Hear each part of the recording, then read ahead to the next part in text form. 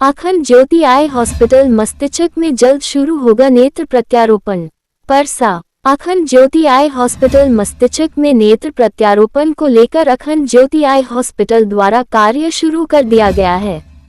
इसको लेकर international England के चिकित्सक डॉक्टर सत्यव्रत शर्मा द्वारा रविवार को दरियापुर प्रखंड के कई गांव का दौरा किया गया। डॉक्टर सत्यव्रत शर्मा द्वारा अखंड ज्योति मेडिकल टीम के साथ दरियापुर, बेला, ठीका में पहुंच ग्रामीणों से मुलाकात कर नेत्रदान और नेत्र प्रत्यारोप के संबंध में जानकारी लिया। डॉक्टर ने ग्रामीणों से नेत्रदान करने, नेत्र प्रत्यारोप के संबंध में विस्तृत जानकारी दिया। उन्होंने ग्रामीणों से नेत्रदान सबसे बड़ा दान मुहिम को सफल बनाने के सहयोग करने के लिए प्रेरित किया। दौरा के उपरांत इंटरनेशनल इंग्लैंड के चिकित्सक डॉक्टर सत्यव्रत शर्मा प्रेस वार्ता जारी कर पत्रकार से बातचीत के दौरान कहा कि यह नेत्र प्रत्यारोप के संबंध में 44 देशों में काम किया जा रहा है। अखंड ज्योति आई हॉस्पिटल को विकसित देश के इस मुहिम से जोड़ने मुख्य उद्देश्य है। इंडिया के मस्तिष्क हॉस्पिटल के माध्यम क्षेत्र में जागरूकता अभियान चला नेत्रदान की मुहिम को गति देना है, जिसके लिए प्रयास जारी किया जा रहा है। आने वाले 1 वर्ष में अखंड ज्योति आई हॉस्पिटल में नेत्र प्रत्यारोप की कार्य शुरू हो जाएगा। उन्होंने अखंड ज्योति परिवार के प्रति बधाई देते हुए उज्जवल भविष्य की कामना किया। वहीं अखंड ज्योति के medical director doctor Ajit Poddar ने कहा कि अखंड ज्योति के नेत्र प्रत्यारोप मुहिम को गति देने के लिए सहयोग प्रदान करने पर इंटरनेशनल इंग्लैंड के चिकित्सक डॉक्टर सत्यव्रत शर्मा के प्रति आभार व्यक्त किया। इस मौके पर अमित कुमार सिंह, अभिषेक कुमार, छाया कुमारी आदि उपस्थित थे। लेटेस्ट न्यूज के लिए छपरा से मोहम्मद यूसुफ की रिपोर्ट। मेरा नाम छाया हुआ और मैं यहाँ पे एज ए सीनियर ऑप्टोमेट्रिस्ट हूँ अखंड ज्योति आई हॉस्पिटल में। तो जो यहाँ पर हैं हमारे मेडिकल डायरेक्टर, हमारे पोद्दार सर हैं जो मेडिकल डायरेक्टर हैं अखंड ज्योति आई हॉस्पिटल के। और आज हमारे साथ जो हैं वो हैं सत्यव्रत शर्मा सर, जो कि इंग्लैंड से आए हैं। वो एक फेमस फिजिशियन और ऑर्गन डोनेशन पे बहुत काम किए हैं, जो कि हमारे हॉस्पिटल में आए हैं ताकि हम लोग जो आई बैंकिंग जो शुरू हुआ है हमारा सेंटर ऑफ एक्सीलेंस, वहाँ पर हम लोग आई बैंकिंग यानी कि नेत्रदान पे काम कर सके और हमारा नेत्रदान का काम शुरू हो सके। सो उसी रिगार्डिंग आज हमारे जो सत्यव्रत शर्मा सर आए हैं वो बताएंगे नेत्रदान के बारे में कि क्या होता है नेत्रदान, कैसे नेत्रदान की सेवा शुरू होती है और उससे लोगों का क्या क्या उनकी लाइफ में परिवर्तन होता है। अखंड ज्योति हॉस्पिटल के बारे में आप लोग जानते हैं। अब तक मैं परिचय दे दूं पहले क्या? तो मेरा नाम डॉक्टर अजीत पोद्दार, हम यहाँ के मेडिकल डायरेक्टर। और अखंड ज्योति हॉस्पिटल तो विगत 17-18 साल से नेत्र सेवा प्रदान कर ही रही है बिहार और यूपी के कुछ क्षेत्रों में। अभी तक अखंड ज्योति में आंख से संबंधित तमाम बीमारियों का इलाज हो रहा था। हम लोग एक रोग से वंचित थे, जो कि कॉर्नियल ट्रांसप्लांटेशन, जो नेत्र प्रत्यारोपण होता है, उससे हम लोग वंचित थे, क्योंकि उसकी सुविधा 2-3 बातों पर डिपेंड करता है कि समाज में जो है नेत्रदान के प्रति कितनी जागरूकता है और हमारे हॉस्पिटल में नेत्रदान की सुविधा है कि नहीं है। ये दोनों बातें परस्पर संबंधित है। तो अभी जो नया हम लोग 500 बेड का सेंटर ऑफ एक्सीलेंस शुरू करने जा रहे हैं, तो उसमें हम लोगों के पास अपना आई बैंक होगा और हम लोग नेत्र प्रत्यारोपण कर पाएंगे, जिसमें कि करीब करीब उसकी पूरी तरह से सुचारू रूप से चलने में करीब करीब 1 साल का वक्त लग जाएगा जब ये सेवाएं प्रारंभ हो जाएगी।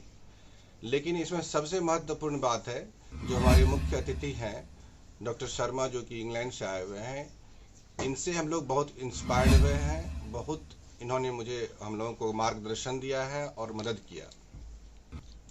और इनका जो है करीब करीब 47 ईयर्स से ये वहाँ रह रहे हैं ब्रिटेन में, ग्रेट ब्रिटेन, इंग्लैंड में।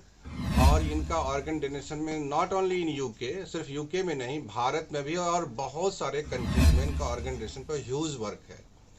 तो इससे हम लोग काफ़ी इंस्पायर हुए हैं। और आज हम लोग बिहार के कुछ अखंड ज्योति आई हॉस्पिटल के निकटवर्ती गांव में भी गए, जहां हम लोगों ने समाज के लोगों से बात की कि उनको नेत्रदान के प्रति बारे में कितनी जागरूकता है या क्या वो कैसा वो सोचते हैं। इससे अच्छा होगा।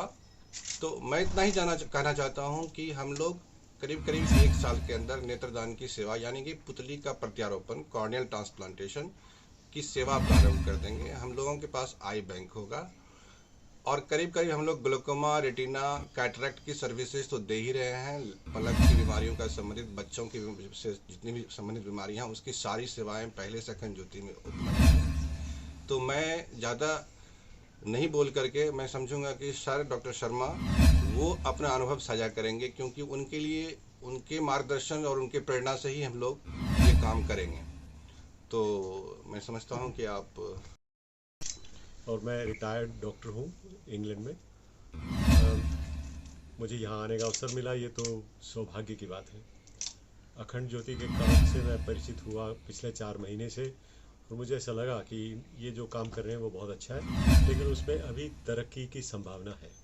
तो जैसे इन्होंने बताया, कॉर्निया का काम यहाँ नहीं होता है, पर कॉर्निया काम शुरू करने के लिए 2 मुख्य बातें। एक तो ऐसा डॉक्टर होना चाहिए जिसको कॉर्निया ट्रांसप्लांट करना आता हो, और दूसरा लोगों में इतनी जागरूकता होनी चाहिए कि वो कॉर्निया दे सकें, क्योंकि वो कॉर्निया देंगे तो ही तो वो ट्रांसप्लांट सर्जन काम करेगा। कॉर्निया तो मैन्युफैक्चर नहीं की जा सकती। तो आज हम जिन निकटवर्ती गांव में गए, उसमें एक बहुत महत्वपूर्ण बात जो हमें लगभग अंदाज़ा थी पर उसकी पुष्टि हुई, वो ये कि लोगों में जागरूकता नहीं है। कईयों ने तो नेत्रदान के बारे में सुना भी नहीं था, कुछ लोगों जिन्होंने सुना था वो थोड़ा सा ही ज्ञात था। तो ये लोगों की कमी नहीं है, ये हेल्थ प्रोफेशनल्स यानी हमारी कमी है कि हम उन तक ये मैसेज, संदेश नहीं पहुंचा पाए। उस मैसेज को पहुंचाने के लिए ये बहुत ज़रूरी है कि लोगों की भावनाएं, उनकी बातें, उनके मन में जो जो भ्रम है वो सुने जाए, सुन के उनका समाधान किया जाए। तो हमने जो बातें सीखी हैं और पता चली है, आज हम उसकी चर्चा करेंगे। और जो हेल्थ प्रोफेशनल्स यहाँ पे हैं उनके माध्यम से हम उनके समाधान भी कर पाएंगे। और समाधान करने के बाद लगभग 12 महीने में, जैसे आपको अभी बताया डॉक्टर पोद्दार ने, हम ये कोशिश रहेगी कि अखंड ज्योति के माध्यम से वो सेवाएं उपलब्ध करवा सकें। अभी तक सर आप कितने देशों में जो है इसका जो है प्रारंभ करा चुके हैं नेत्रदान वाला कार्यक्रम? मेरा काम, मुख्य काम अंगदान में है और नेत्रदान भी अंगदान का एक हिस्सा है। पिछले 3 सालों में जब पैंडेमिक रहा तो हमने कॉमनवेल्थ ट्रिब्यूट टू लाइफ नाम से एक प्रोजेक्ट शुरू किया और उसको पूरा किया। Commonwealth tribute to life. Commonwealth में 56 कंट्रीज हैं, उनमें से 44 कंट्रीज का समझौता हमारे माध्यम से हुआ। और हालांकि 44 कंट्रीज का हुआ, लेकिन जो टोटल पॉपुलेशन है वो कॉमनवेल्थ की है 2.6 बिलियन। 2.6 बिलियन की 98% पॉपुलेशन यानी 2.53 बिलियन इससे प्रेरित होगी और उससे उनको लाभ होगा। हम जाके उन लोगों से, तो इतने लोगों से बात करना संभव ही नहीं है एक जीवन में, पर वहाँ जो हेल्थ प्रोफेशनल्स रहते हैं, डॉक्टर्स हैं, नर्सिस हैं, उनको हमने ट्रिब्यूट टू लाइफ के माध्यम से अच्छे से अच्छी सेवाएं कहाँ उपलब्ध है, कैसे उपलब्ध है और कैसे आप अपनी जो भी स्तर है उस स्तर से ऊंचा उठ सकते हैं, इसका प्रोविज़न करवाया है। तो समझौते में हमने 2 बातें की हैं जो नहीं होंगी।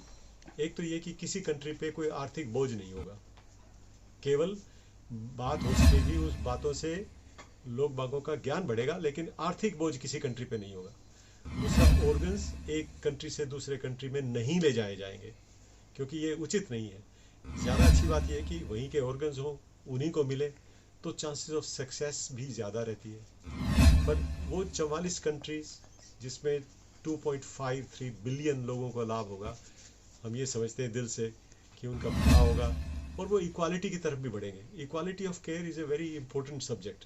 तो इक्वालिटी ऑफ केयर में एक ये सही प्रयास होगा उसकी तरफ, ताकि सबको जो जहाँ जिस तरह के है उससे वो ऊंचा उठने का मौका मिले। अच्छा सर, कंडीशन क्या रहेगा जो यहाँ नेत्रदान दान करेंगे, उनके कंडीशन क्या है? किस मामले में? नेत्रदान, जो कोई अंग दान करते हैं कोई, तो किस तरह के वो कंडीशन क्या है सर उसका? कंडीशन केवल 2 ही है। एक तो उसके मन में भावना होनी चाहिए, दूसरा वो अपने परिवार के लोगों को बता सके। यदि वो परिवार के लोगों को बता सकेगा तो ही ये संभव होगा, क्योंकि उस महिला ने, व्यक्ति ने तो चले जाना है। उसके पीछे जो लॉ ऑफ द लैंड है वो ये है कि बॉडी उसकी प्रॉपर्टी होती है जो पीछे रह गई है, और उनके ये उनका हक है कि वो हाँ करें या ना करें। तो हमारी तो दो मुख्य संदेश यही है कि एक तो आपके मन में भावना जागृत हो, दूसरा आप अपने परिवार के लोगों को बता सकें ताकि वो अंगदान यानी इस मामले में आई दान या आँख का दान, नेत्रदान दिया जा सके। और दूसरी कंडीशन ये भी है कि उसको आई को लेके किसी दूसरे को दिए जाने की बात भी हो, वो ये माध्यम से कर पाएंगे। सर, सुदूरवर्ती क्षेत्र है जो कि काफ़ी रूरल एरिया में हर सुविधाएं हैं, लेकिन नेत्रदान जो है ये काफ़ी कठिन यहाँ के लिए है। इसमें सर इसको पूरा करने के लिए आपके माध्यम से क्या प्रयास किया जा सकता है ताकि यहाँ लोगों तक ये जो है बहुत अच्छी सराहनीय पहल है, इसको हम लोग धरातल पर उतार सकें? ये किया जा सकता है कि सबसे पहले तो अवेयरनेस हो, यानी जागरूकता हो। उस जागरूकता के बिना कुछ भी नहीं संभव होगा। पर हमारे माध्यम से हमने ये भी कोशिश की है कि हम इस इंस्टीट्यूशन को, अखंड ज्योति को इंग्लैंड में जोड़ सकें। तो जो इंग्लैंड में काफ़ी विकसित है ये काम, हमारे पास विकसित काम कैसे हुआ, हमने कैसे किया इसको, ये बात हम इनको बता पाएंगे। और आजकल ऐसा ज़रूरी नहीं है कि लोग एक देश से दूसरे देश में जाएं। वर्चुअल मीडियम से ये संभव है कि मीटिंग्स हो सकें। वर्चुअल मीटिंग से ये भी संभव है कि उनको हम टेक्निक्स दिखा सकें, जो ऑपरेशन हो रहे हैं उससे भी हम उन्हें बता सकें। तो ये हमारे माध्यम से हो सकेगा, बिकॉज उसमें हमें कोई कठिनाई नहीं है, बल्कि हमें खुशी है। जैसे एक मोमबत्ती से दूसरी मोमबत्ती को जलाएं तो पहली मोमबत्ती का रोशनी या उसका प्रकाश कम नहीं होता है, उसी तरह से हमारी ये भावना है कि हम अपने काम को इनसे साझा करें। और इंडिया क्यों, कॉमनवेल्थ कंट्रीज़ में हम साझा करना चाहते हैं। तो हमारी ये इच्छा है कि उससे इनको लाभ हो और हमें कोई कमी नहीं है। सर, आप इंटरनेशनल लेवल पर काफ़ी अच्छे प्रयास किए और 44 देशों को अपने जोड़ा इस क्षेत्र में। तो इंडिया जो है, हमारा इंडिया जो देश है, इसमें सर जोड़ने के लिए जो है अथक आपका प्रयास है। हम लोग भी इसको अच्छे चीज़ों से मान रहे हैं। लेकिन एक मेरी जानकारी आपसे अति जरूरी है कि इंडिया में जो है इसके जागरूकता के लिए सर केवल अखंड ज्योति ही अपने चिन्हित किया गया है कि अदरवाइज और कहीं से इसका कार्यक्रम चलाया जा रहा है? नेत्रदान का काम इंडिया में हो रहा है बहुत जगह, अन्यत्र में। बिहार के गांव में अभी तक नहीं हो रहा है। तो मेरा कहने मतलब अखंड ज्योति पहला होगा जो बिहार, चूँकि अखंड ज्योति का तो इनका जो कॉज है वही है कि हम लोग रूरल में काम करते हैं, रूरल पीपल के साथ काम करते हैं। तो हम लोग ये पहला शुरू करेंगे। और एक्चुअली जो है आप ऐसे समझिए ना कि नेत्रदान का मतलब पूरा नेत्र नहीं होता है। नेत्रदान में जो है ना, ये जो आपका पहला द्वार है पुतली, वो पहला द्वार का प्रत्यारोपण होता है। ये अगर किसी कारण से खराब हो और बाकी का चीज़ ठीक है आँख का, तो पुतली का प्रत्यारोपण अगर कर दिया जाए तो उसकी रोशनी वापस आ सकती है, तो उसमें अपने दैनिक क्रियाकलाप को कर सकेंगे।